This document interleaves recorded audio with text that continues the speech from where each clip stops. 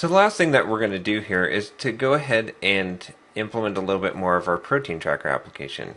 I'm going to quickly go through showing you how we might lay out an interface in iOS for this protein tracker application. And you'll find this is really simple in iOS because we're not having to worry about supporting a lot of different resolutions, and so we don't really have to do a relative layout of sorts. So the first thing I'm going to do is drag a label over here, and we'll give that text.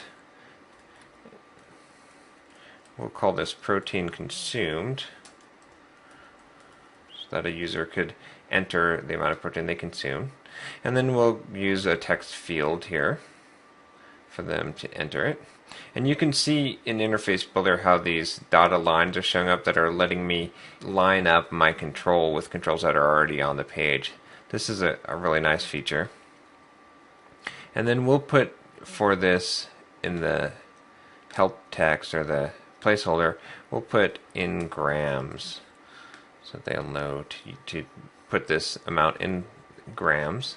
And then we'll create a button here, and this button will line up centered with this control, and we'll give it the text of add, so they can add protein that they've consumed.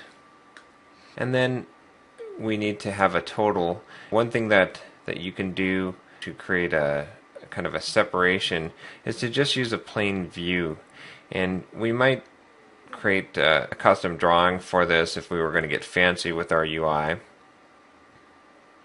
But in this case we're just going to use a view here, and I'm just going to resize this to kind of make a line, and we could set the background color on this if we wanted to create a background color.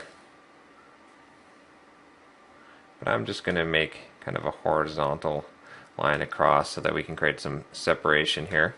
And then we'll just create a label here for the total.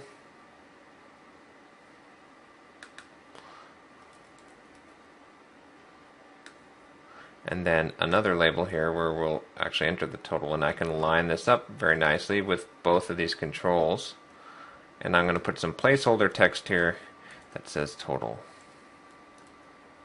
And I wanted to show you this just so you could see how easy it is to design a user interface using Interface Builder.